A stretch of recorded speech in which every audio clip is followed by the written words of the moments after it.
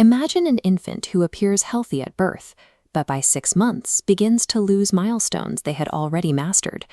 The abdomen becomes distended by a massively enlarged liver, and an eye examination reveals this, a striking cherry red spot in the macula. In another patient, there is no neurological decline at all. Instead, the progressive enlargement of the spleen and liver leads to chronic restrictive lung disease that persists well into adulthood. In a third child, the first sign of trouble is a physical inability to move the eyes vertically, soon followed by a decline in coordination and cognitive function. Despite these divergent timelines and symptoms, modern medicine historically grouped all of these patients under a single eponym, Niemann-Pick disease. This historical grouping often complicates the diagnostic process, as the single name covers two entirely different cellular failures. The Niemann-Pick spectrum is actually defined by two distinct pathophysiological problems: the failure to enzymatically degrade lipids and the failure to transport cholesterol out of the cell. To differentiate these patients and provide an accurate prognosis, we have to look past the shared symptoms and deconstruct the specific cellular mechanics at play. In a healthy macrophage, the lysosome is a recycling center. Specific enzymes work here to successfully degrade membrane lipids into usable components. In Niemann-Pick types A and B, this process is interrupted by an autosomal recessive mutation in the SMPD1 gene. This mutation prevents the body from producing functional acid sphingomyelinase, the enzyme required to process a lipid called sphingomyelin. As a result, sphingomyelin builds up unchecked. It fills the lysosomes until the macrophage transforms into a distended, lipid-laden foam cell. Although the genetic source is the same, the clinical outcome depends on how much enzyme activity remains. Type A is defined by near-zero residual enzyme activity. This total deficiency leads to massive organ enlargement and the relentless destruction of the central nervous system, starting in infancy. The neurodegeneration is so aggressive that most children with type A die by the age of 2 or 3. Type B occurs when a small amount of acid sphingomyelinase continues to function. This trace amount of enzyme is enough to process lipids in the brain, which keeps the central nervous system largely intact. These patients instead face a lifelong visceral disease, characterized by an enlarged spleen and progressive lung involvement, but with preserved cognitive function. Within the SMPD1 mutation spectrum, the difference between infantile death and an adult life is dictated by the volume of working enzyme.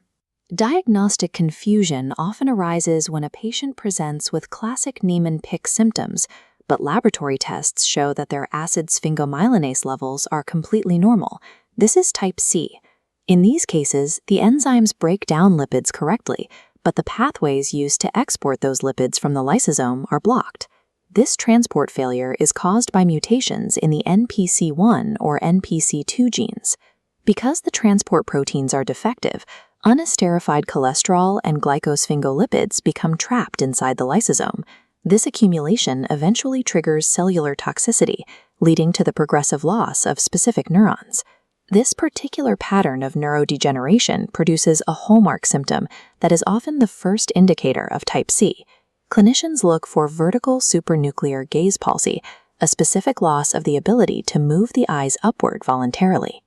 This is followed by a cascade of neurological decline, including ataxia, progressive dementia, and cataplexy, a sudden loss of muscle tone, often triggered by laughter.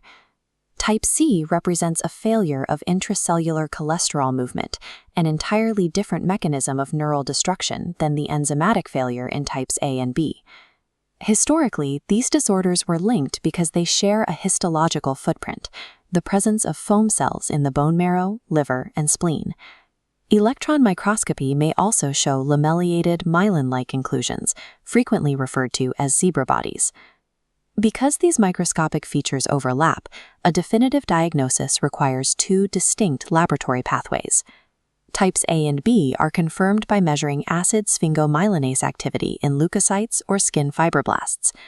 Confirming type C requires bypassing enzyme levels and moving directly to molecular genetic testing for the NPC1 and NPC2 genes.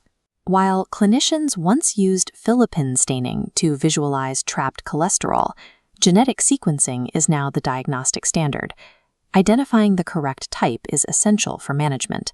from enzyme replacement for type B visceral symptoms to substrate reduction therapy intended to slow the neurological progression of type C. Observing a foam cell confirms the lysosomal system has failed, but the next step must be to isolate whether that failure is enzymatic or genetic. In a clinical setting, Niemann-Pick must be distinguished from other lysosomal storage diseases that present with similar infantile neurodegeneration.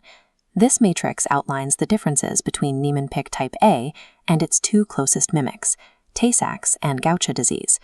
Both Niemann-Pick type A and Tay-Sachs present with a cherry red macular spot and rapid neurological decline in infants. However, Tay-Sachs does not involve the liver or spleen, whereas Niemann-Pick A is characterized by massive hepatosplenomegaly. Niemann-Pick and Gaucher disease also share the finding of massive organ enlargement and the presence of foam cells, but Gaucher disease lacks the cherry red macular spot that is characteristic of early Niemann-Pick. The key to navigating this spectrum is to link each archetype to its cellular failure.